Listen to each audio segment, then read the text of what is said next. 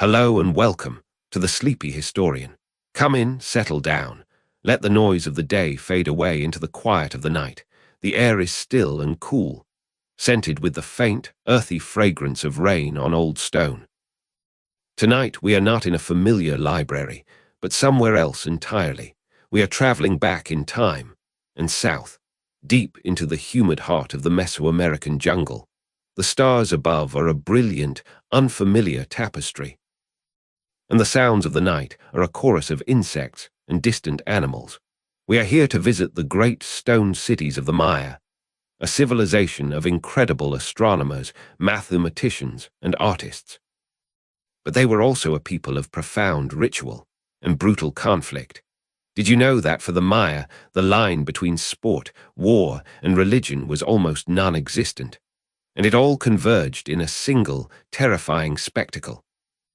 Before we step onto that sacred court, if you enjoy these quiet journeys into the past, please consider leaving a like or subscribing to the channel.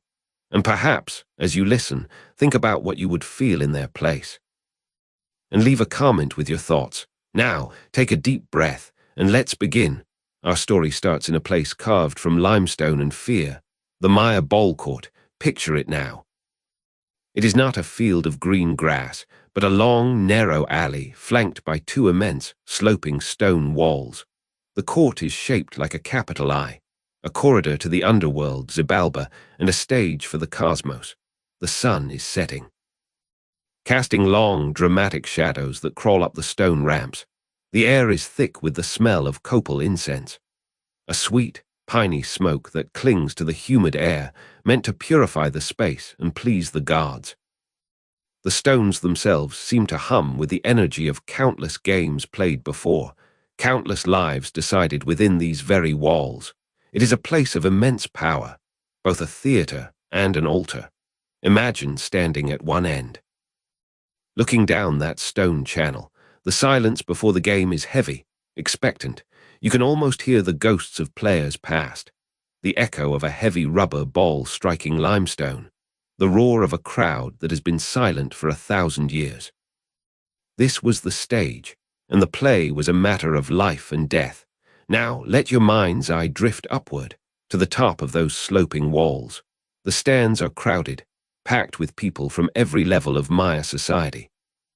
At the very top, in places of honor, sit the rulers and the high priests. They are adorned in magnificent costumes. Brilliant feathers of the quetzal and macaw, shimmering jade jewelry that catches the last rays of the sun, and intricate headdresses that declare their divine authority. Their faces are stoic, painted masks of religious solemnity. Below them are the lesser nobles and esteemed warriors, their own finery a testament to their rank. And further still, the common people, farmers, artisans, and families, their faces a mixture of awe, excitement, and a deep, reverent fear. The murmur of the crowd is a low thrum, a human heartbeat for this stone arena. They are not here for simple entertainment. They are here to witness a sacred rite, a cosmic reenactment that will ensure the sun continues to rise, the rains continue to fall, and the universe remains in balance.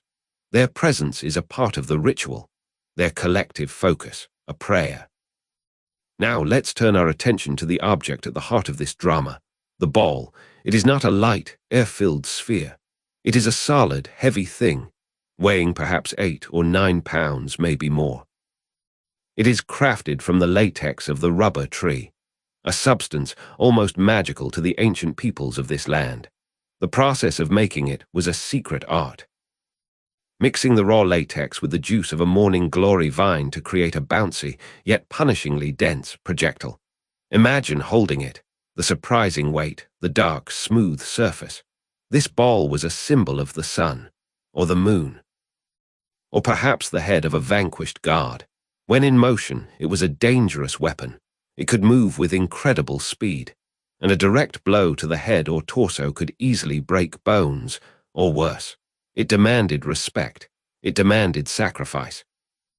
The players who wielded this heavy sphere were not ordinary men.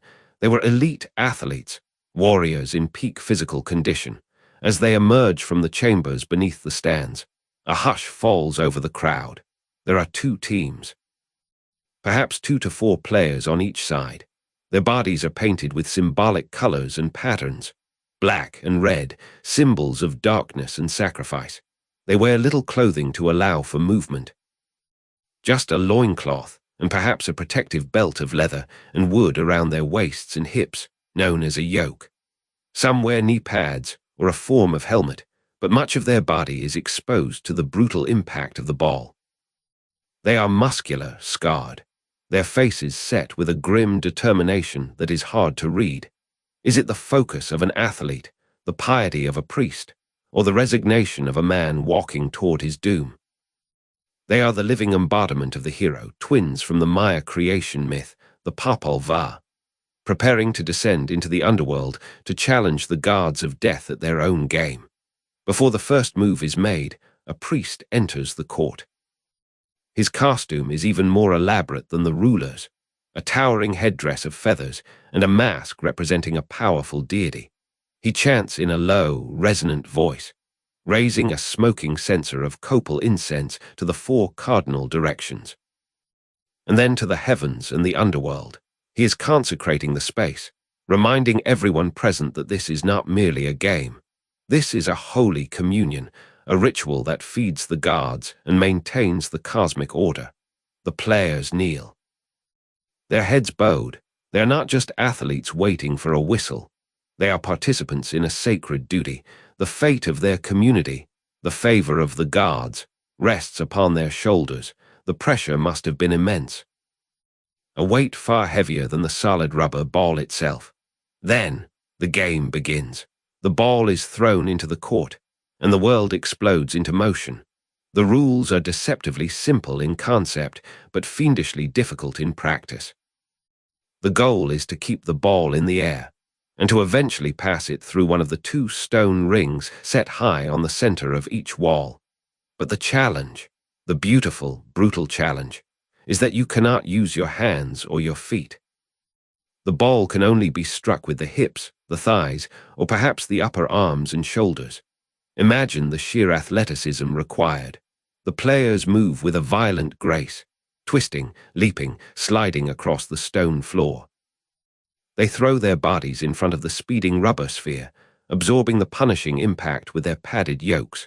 The sound is visceral, a series of sickening thuds as rubber meets flesh and bone, echoing off the stone walls. The game is a blur of controlled chaos.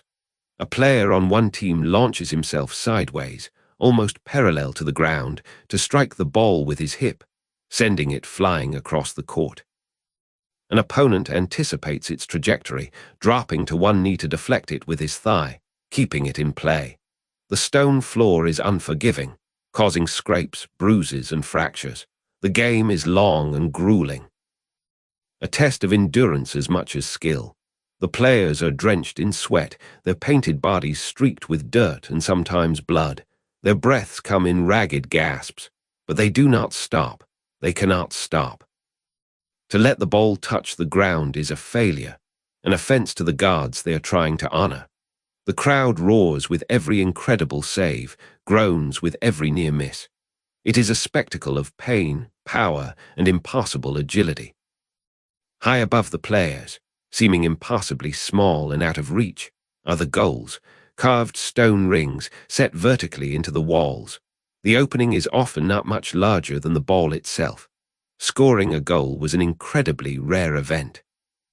So rare that in some regions, a single goal could end the game immediately, with the victorious player being hailed as a hero of legendary status.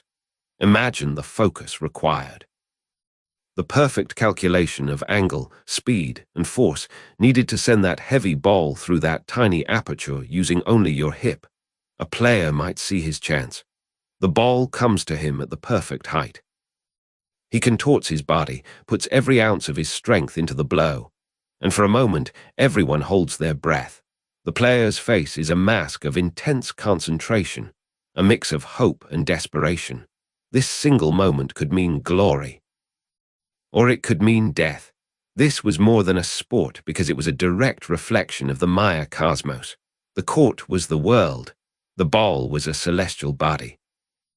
and the players were the gods themselves, reenacting the central drama of their creation. In the sacred book, the Popol Vuh, the hero twins, Hunahpu and Exbalanque, are summoned to the underworld, Xibalba, by the Lords of Death, who are angered by the noise of their ballgame. The twins must overcome a series of deadly trials and defeat the underworld guards at their own game to be reborn and ascend into the heavens as the sun and the moon. Every game played in these stone courts was a retelling of that story. The players were not just men. They were Hunahpu and Exbalanque, fighting against the forces of darkness and chaos to ensure that the sun would rise again. Their struggle on the court was a mirror of the cosmic struggle between life and death. Order and chaos. Winning was not just a personal victory, it was a victory for all of humanity, a reinforcement of the very fabric of the universe. And with such cosmic stakes came the ultimate price: sacrifice. The carvings and murals found on ball courts throughout the Maya world are unambiguous. They show the game ending with a beheading. The blood of the sacrificed player is often depicted as snakes or vines, symbols of fertility and new life. This was the ultimate offering to the gods, the sacred gift of human life to pay the cosmic debt and nourish the earth. But this leads us to the most haunting and debated question about the game: who was sacrificed, the losers or the winners? The most common assumption, the one that feels most logical to our modern minds, is that the losing team paid the ultimate price. They had failed in their sacred duty. They had been defeated in the cosmic struggle. Their sacrifice would be a punishment, an appeasement to the gods who were displeased with their performance. Imagine the terror of that final moment. The game is lost. The brief hope of survival is extinguished. The defeated players are seized by priests, their faces a mixture of exhaustion and dread. They are led to an altar, perhaps in the center of the court itself. The crowd is silent, watching the grim ceremony unfold. It is a somber, terrifying end, a warning to all who would fail the gods. This narrative is compelling, and there is certainly evidence to support it, particularly when the players were captives taken in war. Forcing enemy warriors to play a game for their lives before executing them would have been a powerful display of military and religious dominance. But there is another, more unsettling possibility. One that speaks to a profoundly different worldview. Some scholars argue, based on certain interpretations of Maya art and ideology, that it was the captain of the winning team who was sacrificed. In this view, sacrifice was not a punishment. It was the ultimate honor. The victorious player had proven himself to be the most skilled, the most worthy. He had played the part of the hero twin to perfection. His sacrifice would therefore be the most potent and valuable offering to the gods. His death would ensure a glorious afterlife, a direct journey to join the gods he had so perfectly impersonated. Imagine the scene now. The ball soars through the stone ring. The crowd erupts. The player who scored the final, impossible goal is lifted onto the shoulders of his teammates. He is a hero. He is then led by the priests, not in shame, but in triumph, to the sacrificial stone. His expression is not one of terror, but of a kind of ecstatic, solemn acceptance. He has achieved the greatest glory a warrior could hope for. His death is not an end, but a beautiful, sacred transformation. So we return to our central question. In the midst of this brutal, high-stakes ritual, could the players have found any joy? To answer this, we must try to step outside of our own definitions of joy and into the mind of a Maya warrior. Their world was steeped in a belief system where the lines between the physical and the spiritual were blurred. Their lives were governed by cycles of creation, destruction, and rebirth. Death was not necessarily an end, but a transition. Within this context, the emotion they felt was likely something far more complex than simple happiness or fear. It might have been a form of what we could call a warrior's joy, a grim exhilaration. Think of the intense focus required. The world narrowing to just the player, the ball, and the stone. In these moments of pure, instinctual action, there is a kind of transcendence. The fear of death, The roar of the crowd, the pain in your body, it all fades away. There is only the game. There is a thrill in pushing your body to its absolute limit, in performing a skill honed over a lifetime of practice. There is a deep satisfaction in perfectly executing a move, in striking the ball with such precision that it feels like an extension of your own will. This is a joy born of mastery and purpose. And then there is the pain. The game was undeniably, excruciatingly painful. The massive, solid ball would have left deep, agonizing bruises with every impact. Players would have suffered broken bones, internal injuries, and concussions. The stone floor would have flayed their skin. This constant, searing pain would have been an inseparable part of the experience. But for a warrior culture, pain was often seen as a crucible, a test of spirit and endurance. To endure pain without flinching was a mark of honor. Perhaps, in a way, the pain itself was part of the offering, a physical testament to their devotion. The ability to play through the agony, to remain focused and graceful under such physical torment, would have been a source of immense pride, a grim joy in their own resilience. And then came the moment, the impossible shot. The heavy rubber ball, struck perfectly by a human hip, arcs through the air and passes cleanly through the stone ring. Victory. The explosion of sound from the crowd must have been deafening. For that one singular moment, the player is a living god, a hero who has reenacted the triumph of the cosmos. The feeling must have been one of overwhelming ecstasy, a divine rush of adrenaline and spiritual fulfillment. Whether this moment led to a celebration of life or an honorable death, the glory of it was absolute. It was the pinnacle of a warrior's existence. The joy of that victory, however fleeting, may have been so profound that it eclipsed even the fear of what came next. It was a moment of pure, unadulterated success in the most important task a man could be given. And after the climax, after the victory and the sacrifice, the court would fall silent once more. The crowds would disperse, returning to their homes with the knowledge that the cosmic balance had been restored. The priests would perform the final rites.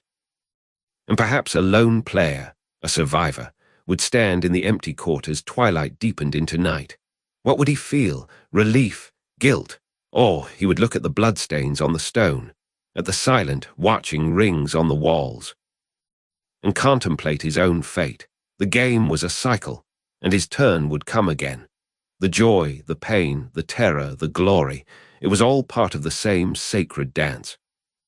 While the grand, ritualistic version of the game, with its high-stakes sacrifice, faded with the decline of the classic Maya civilization, the game itself never truly died. A version of it, called Ulama, is still played today in a few small communities in Mexico. The courts are simpler, the stakes are no longer life and death, but the incredible skill remains. Watching it is like seeing a ghost come to life.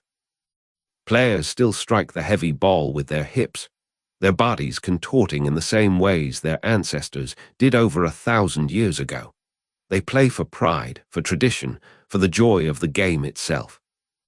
It is a living link to that distant, mysterious past, a reminder that the spirit of the game, the sheer athletic thrill of it, was powerful enough to survive for millennia. And so, as we leave the stone court to the quiet of the jungle night, we are left with a feeling not of simple horror, but of profound and complex humanity. Did Maya warriors find joy in their brutal ballgame? Perhaps joy is too simple a word. What they likely found was something deeper, a powerful cocktail of emotions. They found terror in the face of death, pain in the brutal physics of the game, and a solemn sense of duty in their sacred task. But they also must have found a fierce pride in their skill, a warrior's exhilaration in the heat of competition, and a moment of transcendent, ecstatic glory in victory. It was a joy forged in fear and paid for in blood. A joy that we can barely comprehend, but one that was powerful enough to keep the sun rising in their sky. Now, the torches on the temple steps have burned low, and the stars are wheeling slowly overhead. The story is over. Let the mystery of it all cradle you as you drift away into a peaceful, deep sleep. Good night.